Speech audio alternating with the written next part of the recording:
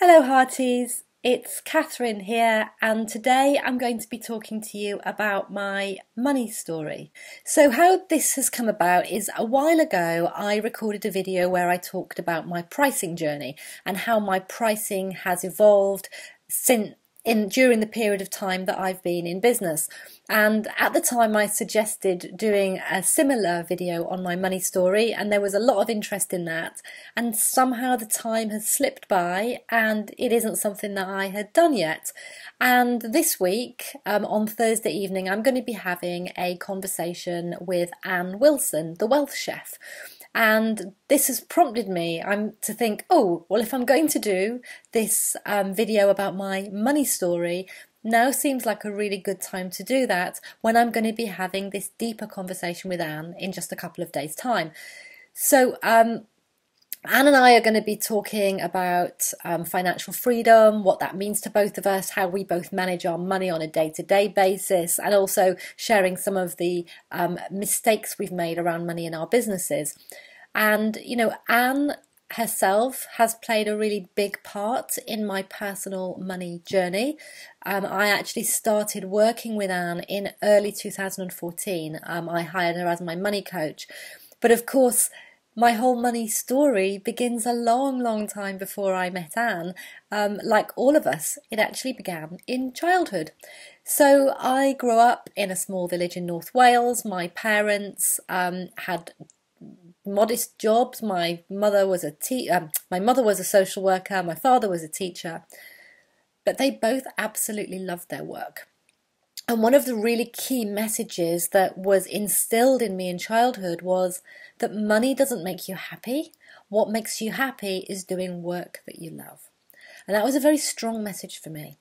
But alongside that, my dad was a working class Yorkshireman, and he was quite scathing about people who had money. So alongside the money doesn't make you happy story, I was also given a very clear message that people with money were to be viewed with suspicion, were selfish, were greedy, were bad. So I had all of that stuff too. In addition to that, my parents didn't really talk about money. When I say didn't really, they didn't talk about money in the home. So we had a fairly frugal life. For example, every single family holiday, we went camping in the UK, or France sometimes, but we didn't ever fly anywhere or stay in hotels. But my parents never explained that in terms of money. I never once remember them saying something like, we don't stay in hotels because we can't afford it.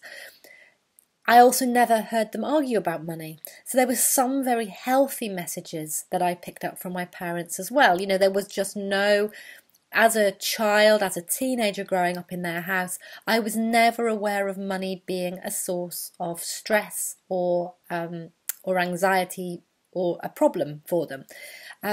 But also because money didn't get talked about, I also wasn't given any sort of financial education.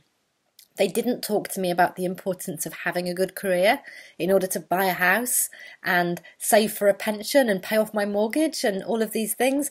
So they were doing these things themselves, but this wasn't something that they talked about with me and my sister.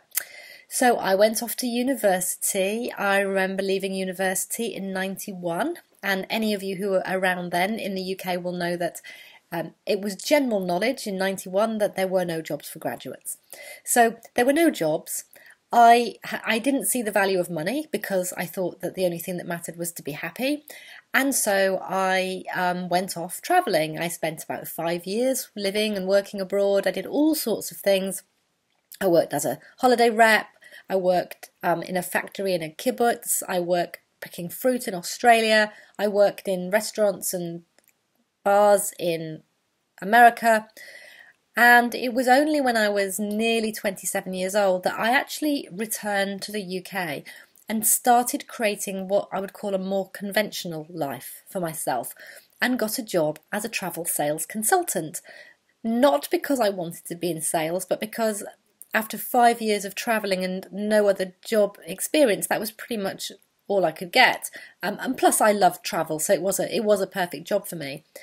Now, it turned out that I was really rather good at this sales business. I was very quickly in the top 3 out of 130 consultants in the company. And I was very quickly earning what for me and my family background was a huge amount of money. I was earning about 36,000 a year by my late 20s. And oh my goodness, I loved it. I remember thinking, why did nobody ever tell me how amazing it is to have money?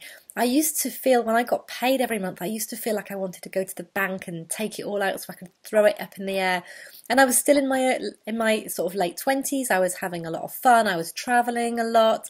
Having this money meant that I could pretty much do whatever I wanted to do, and it was amazing. I also started saving to buy my first flat, and I had a lot of fun. You could say that after having a upbringing that didn't value money, I fell in love with money. But worse than that, I think I actually started to become addicted to money.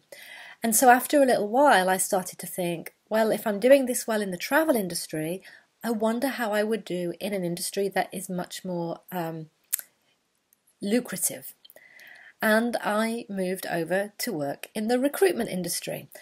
And again, it turned out I was really rather good at this sales business and was quickly in the top 2 consultants of my company. I was the first consultant to bring in $1 million in sales for one company. I was earning a consistent 6-figure salary plus. I was consistently paying about $40,000 a year or more in tax. So I was paying more in tax in a year than my parents had earned combined. And I started to take money very seriously. So it was very important to me for some reason that I started saving. And every month I would save £5,000 would go straight into a savings account before I did anything else. I bought a property, I bought a second property, but the money stopped being fun for me. I was working incredibly hard, very long hours in a very, very tough, target-driven environment. There was a lot of stress and anxiety. I used to start having sort of anxiety attacks on the tube on the way into work. And my whole life became around this drive to earn money, without necessarily an awareness of why, just that I had come to believe it was important. And what happened after a period of time was I found that the more money I had, the more stressful my life became. Now I didn't just have to worry about myself and getting myself to work and seeing my friends and having holidays. Now I had to worry about how to invest all of this money. So like I said, I ended up with a couple of properties, but I had this really rather large amount of money sitting in a savings account, and knowing what to do with this money caused me so much stress that for a period of my life it really dominated and created a lot of anxiety for me, because I just didn't have the education. And even when I was buying the properties, I didn't have the education. It was all hit and miss, and I didn't know who to trust, and really it was all a bit of a mess. So finally I took a leap. I was very unhappy in that work. It felt very meaningless to me, and I realised that I had to walk away from the security, and I had to walk away from earning those amounts of money, and I went off on this journey partly to find my purpose in life and what I wanted to do with my life, in terms of something more meaningful for me. But also by now the lifestyle that I'd been living had really burnt me out, and I was exhausted. It turned out that I had developed ME, chronic fatigue syndrome. It took me well over 10 years, probably about 13 years, before I really started to live a really normal, healthy life again. And so this long, I guess, sabbatical from working, it was like a double-edged thing, because I had the money to be able to explore what was it I was meant to do in the world. So I could go to India and train as a yoga teacher. I sold a property and invested that money in going to do a master's degree in nutritional therapy. Every time I got a sort of calling to try something, I would go. I flew to Sri Lanka to train with an acupuncture teacher. At the same time I was also exploring my health and my energy. And over a number of years, the savings that I had was being spent on that. By about 2009, my health had really hit rock bottom, and I had a period of about 18 months where I wasn't really able to work. I was also in the early days of trying to set up my first business, and I had no clue. I knew how to sell, but I had no clue about marketing, and I didn't really have the energy that was needed to put into the business because I wasn't very well still. And the money started, I was living back in the UK now. I'd come back from these extended periods of time, mainly in India, and the savings pot was like running out so fast that it was, again, money was the key source of anxiety in my life. And, ironically, when I look back, I had spent so many years working really hard in order to save as much money as possible. But the very act of working so hard to save the money caused me to burn out and become ill. And I then spent all of that money on seeking this alternative path for myself and on my recovery journey and on the things that were going to help me get better. And by the time I set up this current business, by the time I had the aha moment of that this is what I'm meant to do with my life, in late 2011, all of those savings were gone. I still had a property. I wasn't living in it by that time, but I still had a property, but the rest was gone. And it was as if I'd spent all these years pursuing money, but the pursuit of money made me ill and the money left me again. So when I started this business, I was effectively starting out from scratch, both financially and in terms of my money habits. And in 2013, things really took off for me. I'd finally found my thing, the thing that I was really passionate about and where I could make the biggest difference in the world. And remember, I already had the sales skills. I knew how to sell, and I was lucky because I found the right business mentor at just the right time for me, and I followed the process that I was taught. And my business in 2013 went from 7,000 turnover in 2012 to 118,000 in 2013, which was crazy fast. I had no infrastructure in place. I had one part-time PA who was very young and very inexperienced. We had no processes and systems. What we actually did in 2013 was completely crazy, and I wouldn't recommend it to anybody. And I tend to try and encourage my own clients to grow in a more organic, sustainable way than that. And if clients come to me with very big financial goals, I always want to make sure that they're thinking about those systems and those processes and those teams well in advance. So by early 2014, I felt ready to, I knew that I needed to get my money house in order, and I knew that I needed to do it differently than when I was working in corporate, or I would repeat the same patterns. So I invested in working with Anne Wilson, 6 months of coaching, and I kicked it off by flying to Paris for a one-day VIP day with her. And one of the first things that Anne identified with me, she said, was the opposite to what she does with most of her clients, because most people she works with need to start paying down debt and saving. In my case, what she spotted really quickly was that I needed to learn how to enjoy my money again, because money for me had come to be associated with stress, anxiety, exhaustion. And it was almost as though money didn't have positive connotations anymore of freedom or fun or joy or flow or any of those wonderful qualities to money. And Anne's recommendation to me was not to stop saving, but to have a period of time where I stopped prioritizing saving. And instead she had me set up a separate bank account, which was actually named my Juicy Living account. And every month before I invested or saved or did anything sensible, I was to divert money into this bank account, and everything in this account was to be spent every single month just on enjoying life. And it was a real turning point for me. And I started to spend money on things that up until then I had denied myself, because I was always trying to save and I was always being frugal. So that year I worked with a personal stylist. I bought an entire new wardrobe.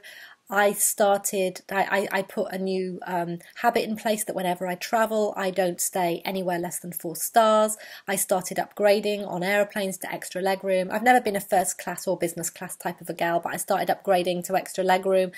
I started spending money on really good hairdressers.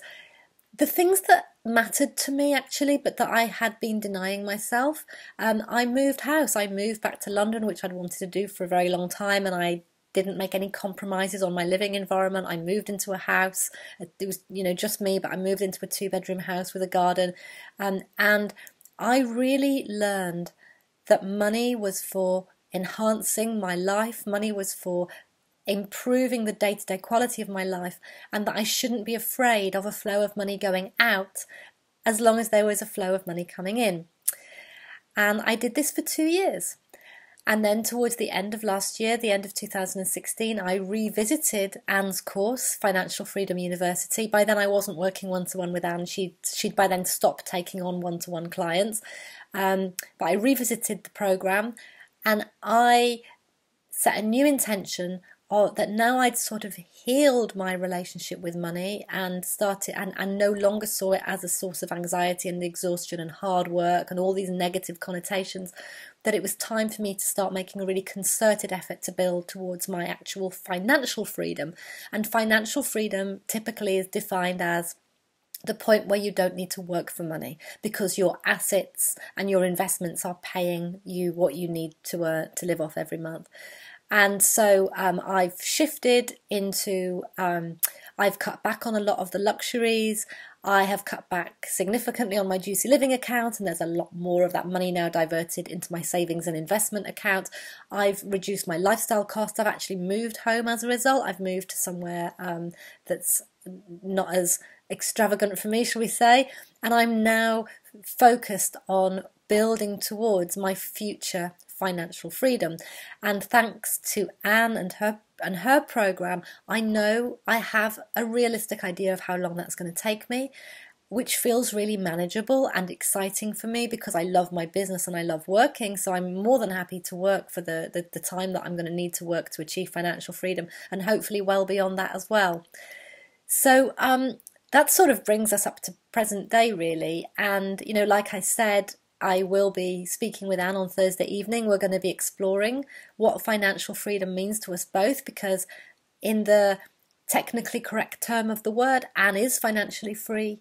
I'm not, but I feel financially free. We're going to be talking about how we manage our money and some of the things that we do on a day-to-day, month-by-month basis. We're going to also share some of the mistakes we've made in our businesses when it comes to money, because we have both made our share of we've both made our share of some pretty big financial mistakes. But I think all of us do on this journey in business, because sometimes we need to take a leap, we need to take a risk. And when I reflect back and I look back at my earlier life, and I look at what I was earning in my 30s, in my 30s, what I know is that if I knew then what I now know, because I've now had that financial education, I'm pretty sure that I would have been financially free by the age of 35. And if I wasn't, I certainly would have done the right things with my money, that I would definitely be financially free by now. And I'm not somebody who has regrets, because I believe that, the life journey we have is the life journey we have, and that I've learnt these lessons now, and there's something exciting about having this money journey now and putting these into place.